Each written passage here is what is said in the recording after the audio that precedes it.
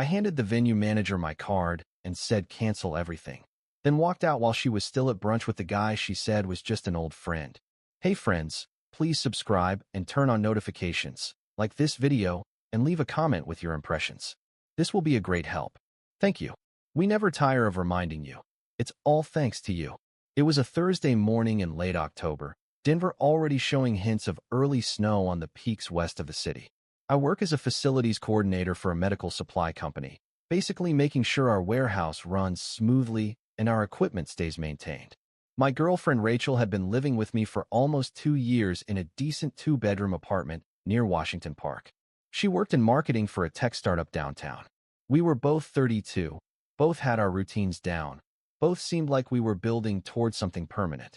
That Thursday, she came out of the bedroom wearing a dress I'd never seen before. Burgundy, fitted, the kind of thing you wear when you want to make an impression. It was barely 7 in the morning. She worked from home most Thursdays. I looked up from my coffee. Meeting? I asked. Just feeling good today, she said, checking her reflection in the hallway mirror. She adjusted her earrings twice.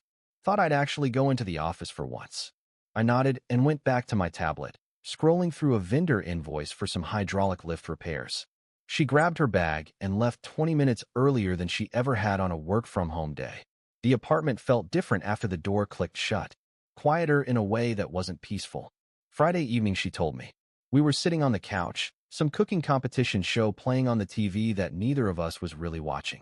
She had her phone face down on her lap, kept glancing at it. So Brandon reached out, she said. Brandon, the ex-boyfriend from her mid-20s, the one she'd lived with in Boulder for 3 years before it fell apart. She'd mentioned him maybe twice in the entire time I'd known her, always in passing, always in the that didn't work out tone that suggested a closed chapter. Okay, I said. He's in town for work next week. Wants to grab brunch and catch up. I think I'm going to go. I looked at her. She was already looking at me, her expression set in that way people get when they've made a decision and are just informing you after the fact. Brunch, I said. Yeah. Sunday. That place on 17th with the good Benedicts. You want me to come with you? She laughed. Actually laughed, this short dismissive sound. Derek, this is about closure. You being there would just make it weird and awkward for everyone. It's something I need to handle on my own like an adult. There it was. The line. Not you're not invited. Something worse. The implication that my presence would be childish, that her having a private reunion with an ex was mature, and my potential discomfort with it was not. She was reframing boundaries as insecurity before I'd even expressed any. I didn't argue. I nodded and turned back to the TV. But something locked into place in my head right then, a kind of clarity I hadn't had before. This wasn't about brunch. This was about establishing that she could do whatever she wanted, and I would accept being managed, sidelined, conditioned to accept less. What she didn't know was that 2 weeks earlier I'd put down a $1,500 deposit on a venue for a surprise proposal dinner. Not a wedding venue, just a private event space at a restaurant she loved. One of those places where you can rent out the small wine cellar room for special occasions. I'd been planning it for March, 5 months out. I had the ring already, had been making payments on it for 4 months. The venue deposit was non-refundable after 30 days, but I was still inside that window. Barely. Saturday morning I called the venue. A woman named Patricia answered, cheerful, asking if I needed to adjust any details for my event. I need to cancel it entirely, I said. There was a pause. Oh, I'm sorry to hear that. Can I ask if there's something we can do to? No, it's a personal situation. I'm within the refund period. I'd like to process that today if possible. She was professional about it. Took my information, confirmed the deposit would be back in my account in 5 to 7 business days. Thanked me for letting them know early. I hung up and sat there in the apartment for a minute. Rachel was at a yoga class. The place was mine for another hour. I pulled up the jeweler's payment portal on my laptop. I'd been doing monthly installments, had about $2,000 left to pay on the ring with another 3 already paid. I called the store, explained I needed to cancel the order and return what I'd already bought. The guy I'd worked with, Alan, sounded genuinely sorry. He explained their return policy. I could get back 70% of what I'd paid since it was a custom setting. I'd lose some money, but I'd get most of it back and I wouldn't be locked into finishing payments on a ring I was never going to give. Go ahead with the return, I said. By the time Rachel got home from yoga, I'd already started organizing my finances in my head. The apartment lease was in both our names, but I'd paid the security deposit originally, $1,600, and I had the receipt in my email from 2 years ago. Rent was split evenly. Utilities were in my name, but she Venmo'd me her half every month, usually. I pulled up our lease document and read through it again.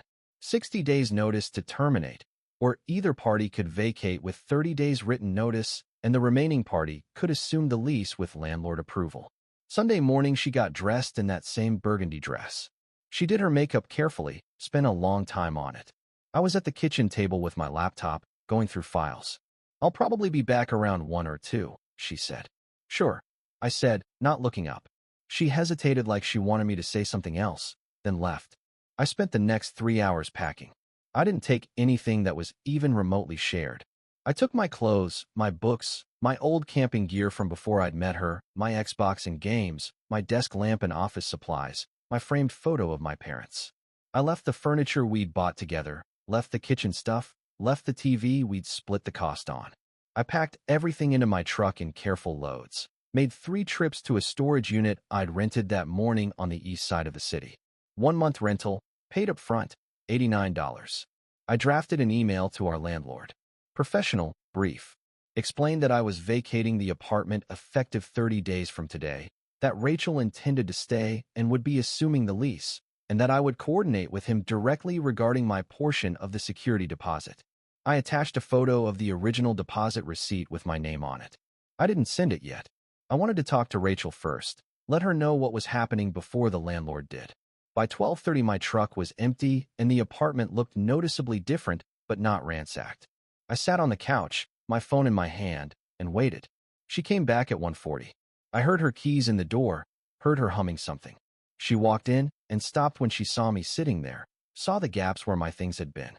"What's going on?" she asked. Her voice was careful. "I'm moving out," I said. "I'll be gone by the end of the month. I've drafted an email to the landlord.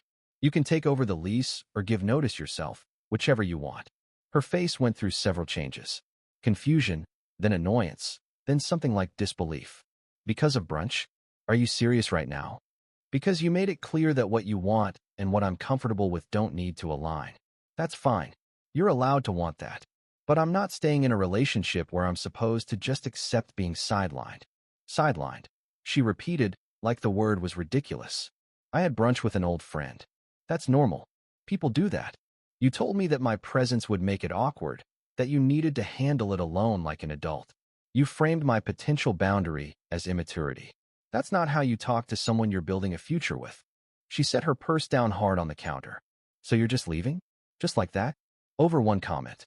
"I'm leaving because I don't want to be in a relationship where I have to justify reasonable feelings or where you test limits to see what I'll tolerate. I'm not interested in that." "This is insane," she said. Her voice was rising now. "You're throwing away 2 years because you can't handle me having my own life? I'm leaving because you made a choice about what kind of relationship this is, and I'm making a choice too. I'm choosing not to stay in it." I stood up. I had my keys, my wallet, my laptop bag. Everything else was already in the storage unit. "You can't just leave," she said, and now there was panic creeping into her voice. "We live together. We have a lease. You can't just walk out. I'm giving 30 days notice. That's what the lease allows. You can take over or move out too. Either way, I'm done. Where are you even going to go?" "I've got it handled." I walked past her toward the door. She grabbed my arm, not hard, but enough to stop me. "Derek, come on. Can we just talk about this?" "We are talking about it. I'm telling you I'm leaving. You can reach me by email if you need to coordinate bills or the lease. Otherwise, we're done." I pulled my arm back gently and walked out. She didn't follow me. I stayed with my brother in Lakewood for a week while I looked for a new place. He and his wife had a guest room and didn't ask too many questions. I found a 1-bedroom in Capitol Hill, smaller than what I'd had, but it was mine. I signed a 6-month lease, moved my stuff out of storage, and set up my new space over a weekend. Rachel called 4 times that first week. I didn't answer. She left one voicemail, her voice shaking, asking me to please just talk to her, that we could work this out. I didn't respond. She sent 2 emails. The first one was angry, accusing me of being controlling and punishing her for having friends. The second one, 3 days later, was softer, asking if we could meet in person, saying she missed me. I replied once, To the second email. I kept it short. I meant what I said. I'm moving forward separately. Please coordinate anything lease-related through the landlord. Take care. After that, I filtered her emails to a separate folder and turned off notifications for it. Her best friend Angela called me from an unknown number about 2 weeks after I'd left. I answered because I thought it might be a work call. Derek, it's Angela. Please don't hang up. I considered it, then stayed on the line. What do you need? Rachel is a mess. She's barely eating. She said you just left out of nowhere and won't even talk to her. Can you please just give her a chance to explain? There's nothing to explain. She made her priorities clear. I made a decision based on that. I'm not coming back. She said it was just brunch with an old friend. That's not a reason to end a 2-year relationship. It wasn't about the brunch. It was about how she framed my feelings about it. I'm not interested in being in a relationship where I have to negotiate my own dignity. Angela was quiet for a moment. She really cares about you. I'm sure she does. But that doesn't change anything. I'm done, Angela. Please don't call me about this again. I hung up and blocked the number. The landlord emailed me in mid-November confirming that Rachel had signed the lease assumption paperwork and that my security deposit portion would be returned by the end of the month. He was polite and efficient about it. I got a check for $1,600 in early December. I heard from my brother in late November that Rachel had been asking around about me through mutual acquaintances. Apparently, she tried to reach out to my cousin, who didn't know me well enough to have my current contact info. My brother told me she looked tired when he saw her at a coffee shop, that she'd asked if I was seeing anyone. He told her he didn't know and left it at that. In early December, I ran into someone who knew someone at Rachel's startup. They mentioned in passing that she'd taken a leave of absence from work for a few weeks in November, something about personal stress. I didn't ask for details. The karma, if you want to call it that, came naturally. I didn't cause it. I didn't spread rumors or trash her to anyone. I just stepped away and let the reality of her choices play out. Apparently Brandon, the ex, had only been in Denver for a week. After that he went back to wherever he lived now, Austin or Phoenix or something. Rachel had been posting photos with him on Instagram during that week, casual stuff, coffee shops, and hiking trails. But then the post stopped. From what I heard through the same acquaintance grapevine, Brandon had made it clear after a few days that he wasn't interested in rekindling anything, that he was actually seeing someone else and just wanted to catch up as friends. Rachel had misread the situation, or maybe she'd wanted something that wasn't there. She'd gambled that she could have both. Me as the stable relationship and Brandon as the exciting what-if, and ended up with neither. The financial strain hit her too. The apartment we'd shared was affordable when split between 2 people. On her own, with her startup salary, it was a stretch.